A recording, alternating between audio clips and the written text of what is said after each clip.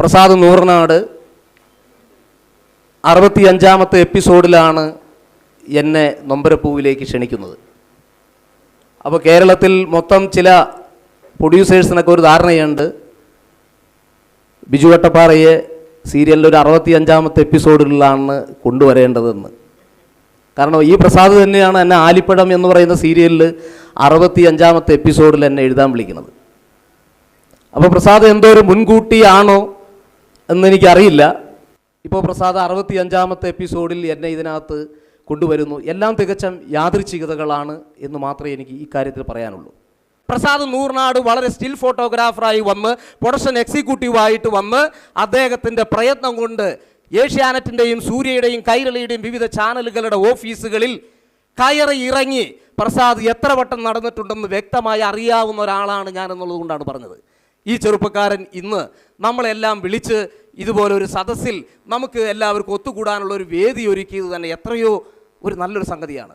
അതുപോലെ വളരട്ടെ. പ്രസാദ് മാത്രമല്ല, എത്രയോ ആർട്ടിസ്റ്റുകൾ വളർന്നു വരണം, എത്രയോ ടെക്നീഷ്യൻ വളർന്നു വരണം.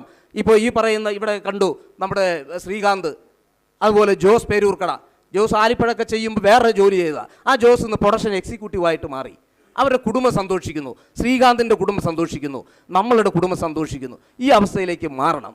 നിസ്സാരമായ ഈഗോകളും അതല്ലെങ്കിൽ ഞാനാണ് വലുത് എന്നുള്ള ഒരു ധാരണ ആർക്കെങ്കിലും ഉണ്ടെങ്കിൽ അതൊക്കെ കളഞ്ഞ് ബിജു വട്ടപ്പാറയല്ല, പ്രസാദ് നൂർനാടല്ല, അല്ലെങ്കിൽ ഇതിൻ്റെ നായകനല്ല, നായികയല്ല വലുത്, നമ്മളെല്ലാവരുമാണ് വലുത് എന്നുള്ളൊരു ചിന്താഗതിയിലേക്ക് എല്ലാവരും മാറണം. നമുക്ക് അടിപൊളിയായിട്ട് ഇന്ന് ആഘോഷിക്കാം. പക്ഷേ ഒരു കാര്യം പറയാം, നല്ലൊരു മനസ്സും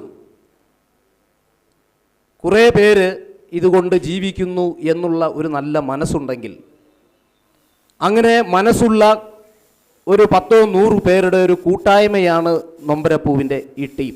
ഇപ്പോൾ ഇവിടെ വന്നിരിക്കുന്ന പലരും, അഭിനയിച്ച പലരും ഉണ്ട്, അവർക്ക് വ്യക്തിപരമായിട്ട് എന്നെ അറിയില്ല. പക്ഷേ ഞങ്ങളുടെ എല്ലാം മനസ്സ് ഒന്നായിരുന്നു.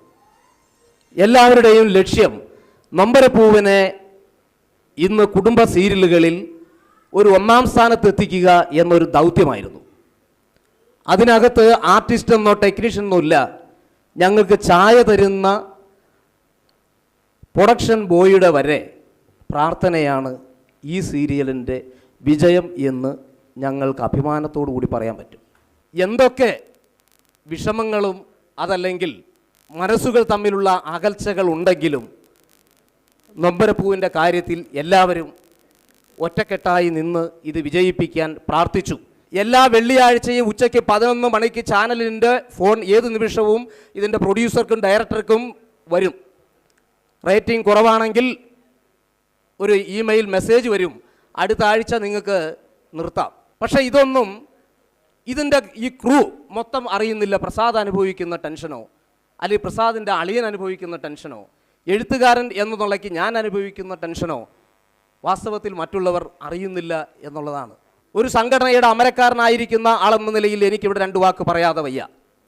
നല്ല സീരിയലുകൾ ഒരു കുടുംബ പ്രേക്ഷകർക്ക് കൊടുക്കാൻ പറ്റണമെങ്കിൽ അതിൻ്റെ ഡയറക്ടർക്കും അതിൻ്റെ റൈറ്റർക്കും അതിൻ്റെ പ്രൊഡ്യൂസർക്കും സ്വതന്ത്രമായിട്ട് ചിന്തിക്കാനും അതിന് സമയം കൊടുക്കണം. അവർക്ക് എല്ലാവിധത്തിലുള്ള പിന്തുണയും കൊടുക്കണം. ഇതാണ് പ്രൊഡക്ഷൻ ബോയ് മുതൽ ഓരോരുത്തരും ശ്രദ്ധിക്കേണ്ട കാര്യം. മറിച്ച് നിസാരമായ കാര്യങ്ങളുടെ പേരിൽ ദിവസവും ഞാൻ നാളെ മുതൽ വരില്ല, എന്നെ കിട്ടില്ല എന്നുള്ള ചിന്താഗതികൾ ആരും ഉയർത്തരുത് എന്നുള്ള ഇതിവിടെ സൂചിപ്പിക്കേണ്ടതല്ല എങ്കിൽ പോലും നിങ്ങൾ അറിയിക്കണം. കാരണം ഇന്ന് അല്പം ടെൻഷനിലാണ് ഞാൻ. കാരണം നാളെ ഷൂട്ട് ചെയ്യേണ്ട സാധനം അവിചാരിതമായ കാരണങ്ങളാൽ മാറ്റിവെക്കേണ്ട ഒരവസ്ഥയിലാണ് ഞാൻ നിൽക്കുന്നത്. ഇവിടെ സൂചിപ്പിക്കേണ്ടതല്ല എങ്കിൽ പോലും നിങ്ങൾ അറിയിക്കണം. വളരെ മനോഹരമായി നിൽക്കുന്ന ഈ സീരിയലിൽ അതിൻ്റെ പ്രധാനപ്പെട്ട കണ്ണി വഹിക്കുന്ന ഒരാൾ വിചാരിച്ചാൽ ചിലപ്പോൾ ഈ സീരിയലിൻ്റെ റേറ്റിങ്ങിൽ ഇത്തിരി കുറവ് വരുത്താൻ പറ്റും. ഞാൻ ഇതിനു മുമ്പ് എഴുതിയ ഒട്ടുമിക്ക സീരിയലുകളിലും വളരെ നന്നായിട്ട് പോയിരിക്കുന്ന സാഹചര്യത്തിലാണ് ചിലപ്പോൾ നിൽക്കേണ്ട അവസ്ഥയിൽ വന്നത്. അവിടെ ഒരു വ്യക്തിയുടെ താല്പര്യം കൊണ്ട് ആ സീരിയൽ നിൽക്കുന്ന അവസ്ഥ വരുമ്പോൾ അവർ ചിന്തിക്കേണ്ടത് ഒരു 70ഓളം പേര് ബാക്കിയുള്ള 69 പേരുടെയും കുടുംബത്തിൽ പട്ടിണിയാണ്. 69ഓളം വീട്ടിൽ 69ഓളം അംഗങ്ങളുടെ ഒരു ക്രൂവിൻ്റെ കുടുംബങ്ങളിൽ പട്ടിണി വിതച്ചുകൊണ്ട് എനിക്ക് വേറെ സീരിയൽ കിട്ടും, അതുകൊണ്ട് ഞാൻ ഈ സീരിയലിൽ നിന്ന് പതുക്കെ മാറുന്നു എന്നുള്ള സാഹചര്യം ആര് സൃഷ്ടിച്ചാലും അതിനെ നമ്മൾ പ്രോത്സാഹിപ്പിക്കരുത്. നമ്മൾ ആരുടെ മേൽക്കോയ്മയെ നമ്മൾ അംഗീകരിക്കുന്നില്ല എങ്കിൽ പോലും ഞാൻ പറയുന്നു, television chamber of trade union എന്നൊരു സംഘടന ഇപ്പോൾ ഇവിടെ നിലവിലുള്ള ചേംബറിൻ്റെ ആഭിമുഖ്യത്തിൽ നിലവിലുള്ള എല്ലാ സംഘടനകളെയും കൂടി കൂട്ടിയോജിപ്പിച്ച് വ്യക്തമായ ഒരു പെരുമാറ്റച്ചട്ടം സീരിയൽ ഇൻഡസ്ട്രിയിൽ കൊണ്ടുവരാൻ പോവുകയാണ്. അത് സീരിയലിൻ്റെ മുഴുവൻ വിജയത്തിന് വേണ്ടിയാണ്, നമ്മളുടെ മേഖലയുടെ വിജയത്തിന് വേണ്ടിയാണ്, നമുക്ക് വർക്കുണ്ടാവാൻ വേണ്ടിയാണ്.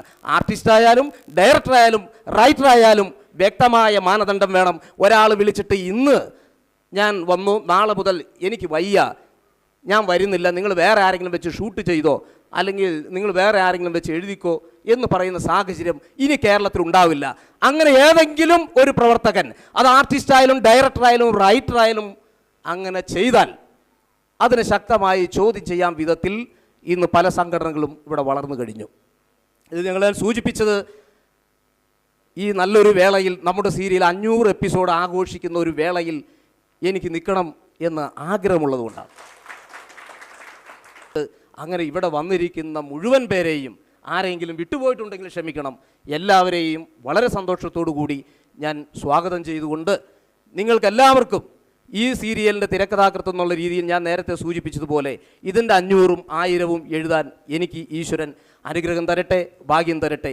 ഇതിനകത്ത് 1000 എപ്പിസോഡുകളിലും സഹകരിക്കാൻ നിങ്ങൾക്ക് അനുഗ്രഹം തരട്ടെ, നിങ്ങൾക്കതിന് അവസരമുണ്ടാകട്ടെ എന്ന് ആശംസിച്ചുകൊണ്ട് പ്രസാദിനും പ്രസാദിൻ്റെ ഫാമിലിക്കും അതുപോലെ നൊമ്പരപ്പൂവിൻ്റെ മുഴുവൻ ക്രൂവിനും, നൊമ്പരപ്പൂവിനെ സ്നേഹിക്കുന്ന കേരളത്തിലെ അതല്ലെങ്കിൽ വിദേശത്തെ മുഴുവൻ മലയാളികൾക്കും നൊമ്പരപ്പൂവിനെ വളരെ നല്ല രീതിയിൽ കൊണ്ടുപോകുന്ന എല്ലാവിധത്തിലുള്ള പ്രോത്സാഹനങ്ങളും തരുന്ന ഏഷ്യാനെറ്റ് ചാനലിന്, നൊമ്പരപ്പൂവിന് എല്ലാവിധത്തിലുള്ള സഹായങ്ങളും ചെയ്തുകൊണ്ടിരുന്ന കേരളത്തിലെ മീഡിയകൾക്ക് എല്ലാവർക്കും സ്വാഗതം ആശംസിക്കുന്നു.